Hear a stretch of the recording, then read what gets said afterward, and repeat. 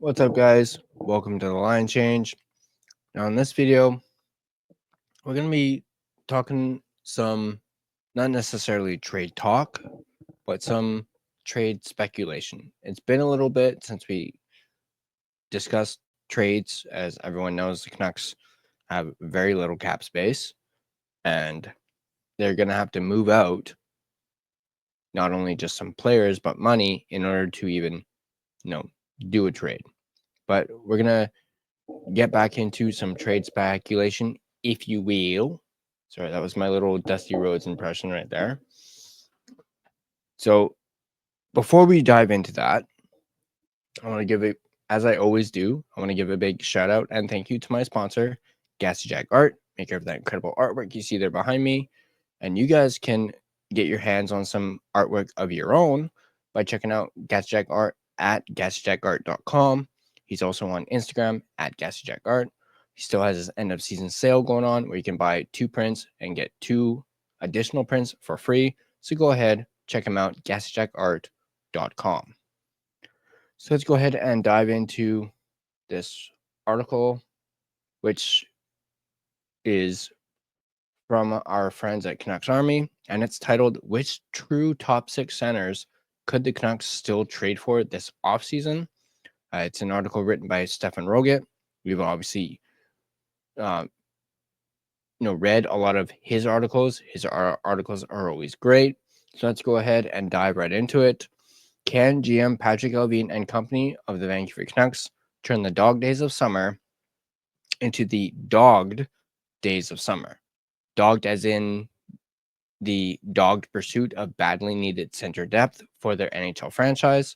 So far, it's all quiet on the Western Conference front, but while the Allvin regime has been known to often get their shopping done early, they've also made a habit of late summer purchases like Pius Suter 2 summers ago or Daniel Sprong late last offseason.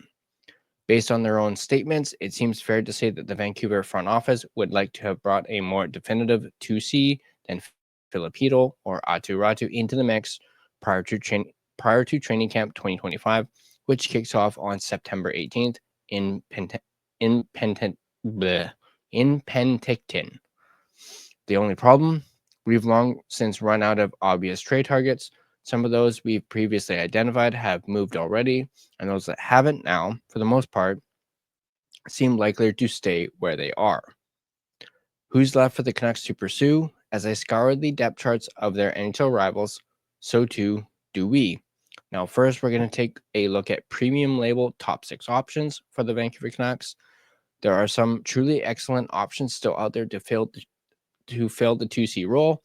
The only issue is the high cost that is certain to come with them and the question of whether the Canucks can afford it. First up on the list, somebody who we've talked about quite a bit, somebody who, various Canucks media has talked about. I'm sure at this point, some are probably sick and tired of hearing us all talk about him. And that is, of course, none other than Marco Rossi of the Minnesota Wild. Obviously, for those of you that have followed along to this channel, know that I was a big, Rossi guy. I really wanted them to go out and get Rossi. Was very disappointed that proposed trade that they offered to Minnesota fell through, and that Minnesota declined the trade. Perhaps I still have maybe a sliver of hope that maybe they can still get a deal done, because Rossi, as of now, is still a part of the Minnesota Wild, and he needs a new contract. Marco Rossi, 23 years old, 5'9", 182 pounds. He is a RFA. In 24-25, he played 82 games, had 24 goals, 36 assists, 60 points, and his Corsi was 50.7%. We've written and you've read enough about Rossi at this point to know the score. His size and pending contract are his only real downsides, and everything else, age, skill level, competitive streak, is exactly what the Canucks are looking for. Extension negotiations with the Wild remain at a standstill, which should mean that Rossi is still theoretically available. In some ways, it feels like the moment has passed, but if talks get acrimonious, from here on out? Perhaps not. In any case, there's enough cap space left over around the league to ensure multiple suitors stay in the hunt for Rossi, so his general price tag isn't going to come down anytime soon. The asking price starts with the 2026 first rounder and goes up from there. Would you guys, if you guys still wanted the Canucks to pursue Marco Rossi, would you include the 2026 first round pick and go from there? Let me know in the comment section down below. Next up, we have someone who recently a lot of people have been talking about, and that is the Anaheim Ducks, Mason McTavish, who is 1 year younger than Marco Rossi, 6'1", 219 pounds. He also is an RFA, and McTavish's 24-25 season played 76 games, 22 goals, 30 assists, 50 points, and his Corsi is a 45.4%. Another current RFA and an even more expensive one at that.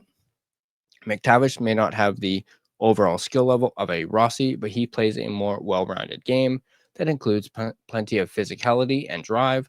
There's a question of whether the Ducks will want to pay McTavish what he's asking for after having anointed Leo Carlsson as their number one center of the future and having signed Mikael Granlund to back him up as a 2C. Chances are best that either McTavish or Granlund will simply shift to the wing, but like Rossi, if the contract talks get nasty from here, maybe it's a parting of ways instead. If that comes to pass, however, it feels like half the league would be in on the bidding. Expect any McTavish trade to come with an exorbitant price tag, even well over and above what would be expected for Rossi. Next up, we have someone who's not really been talked about, at least when it comes to the Vancouver Canucks, and that is Tomas Hertl, who's 31 years old, 6'3", 220 pounds. His current contract is $8.14 million AAV until 2030. He does have a 29-team no-trade clause. And in 24-25, he played 73 games, 32 goals, 29 assists, 61 points, and his Corsi was 53.7%. Flipping the somewhat recently acquired Hertl to make room for Mitch Marner would be classic Golden Knights. Something has to give in Vegas one way or another. There's some $7.6 million over the cap with roster spots to fill, and while Alex Pietrangelo's LTIR retirement can get them back under the functional ceiling, it wouldn't leave them any wiggle room at all. Given the Golden Knights' preference for in-season tinkering, this seems unlikely, and so someone else will probably move if it's Hertl. However, it would have to basically be by his choice. He's got a preposterous 29-team no-trade clause, meaning he gets to pick out of just three choice destinations, and that's that. The Canucks would have to hope he has really, really enjoyed playing in the Pacific Division. Next up, we have someone who we have talked about before on this channel, and someone who has been connected to the Canucks, especially when it comes to trade talks. And there's another connection to the Canucks for this player. Of course, we're talking about Josh Norris, 26 years old, 6'2", 196 pounds, with a $7.95 million AAV until 2030. In 24-25, he played 56 games, 21 goals, 14 assists, 35 points, and his Corsi was 48.9%. We've already written a fair bit about Norris. We've also talked about him, so we won't belabor the point. The good, Norris is a center in his prime who has scored as many as 35 goals in a season before, and who happens to be a best friend of Quinn Hughes. The bad, he's terribly injury prone, and still won't be all that cheap to acquire from a Buffalo team desperate to return to the playoffs. If there's a hockey trade to be made, Norris remains an intriguing option, but he's not quote-unquote for sale enough for the Canucks to pursue otherwise. Next up, we have a name that we haven't talked about, at least not on this channel, and a name that hasn't really been talked about a whole lot. That is none other than Ryan Nugent-Hopkins, 32 years old, 6'1", 192 pounds. He has a $5.13 million AAV until 2029. He also has a no-move clause. For 24-25, he played 78 games, 20 goals, 29 assists, 49 points. His Corsi was 55.0%. Okay, are we dreaming here? Maybe. Nugent Hopkins signed what was a major hometown discount at the time to stay in Edmonton for the remainder of the decade, but he's really tanked the past couple of years, dropping down from 104 points to 67, then all the way down to 49 last season, though he did rebound for 20 points in 22 playoff games. If the Oilers are seeking a shakeup and find themselves unable to part with a defender like Darnell Nurse or Matthias Ekholm, a forward who might make sense to deal is Nugent Hopkins. It would certainly send a message to the Edmonton room. And if that came to pass, a place Nugent Hopkins might reasonably waive his no move clause is for his hometown-ish of Vancouver. But he's probably too cost effective for the Oilers to seriously consider dealing. And we have to imagine they'd look to avoid an intra-divisional trade anyway. I mean, that didn't stop them from trading us Evander Kane, but just saying. Next up, we have some mid-range middle six options. The following section covers those players who may not hold the same value as the above group. For better or for worse, they may be less impactful options, but this should also be decidedly more obtainable. First up, we have William Karlsson of the Vegas Golden Knights, 32 years old, 6 foot, 190 pounds, a 5.9 million AAV until 2027 with a 10-team no-trade clause. In 24-25, Karlsson played 53 games, 9 goals, 20 assists, 29 points, and his Corsi was 55.0%. If we go back to those comments we made on Hurdle, we have to note that it'd be even more of a Golden Knights thing to trade one of their original members in order to clear room for a UFA mercenary. Karlsson is one of the last expansion misfits left. He's no longer the top 6 scorer he was in his prime, but he is still an incredibly effective player at both ends of the ice who always makes a positive impact. In the end, the dollars to impact ratio is probably too high for a budget-conscious team like Vegas to part with, but stranger things could happen. Were Karlsson to be dealt, he might be one of the few centers on this list who could go for a primarily futures-based package. Next up, we have somebody that Canucks fans are familiar with, Elias Lindholm. 30 years old, 6'1", 202 pounds, 7.75 million AAV until 2031. He does have a no move clause. In 24-25, he played 82 games, 17 goals, 30 assists, 47 points, with a 50.0% Corsi.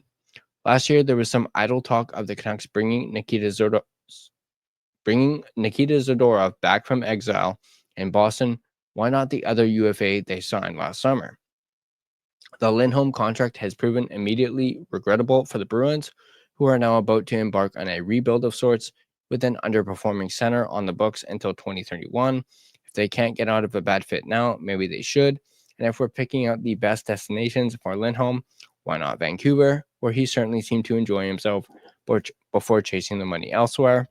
This may be one of the rare opportunities on this list for the Canucks to acquire a center for less than they're truly worth, but to do so, they'd have to be willing to incur the risk of Lindholm's contract and the possibility of his not bouncing back.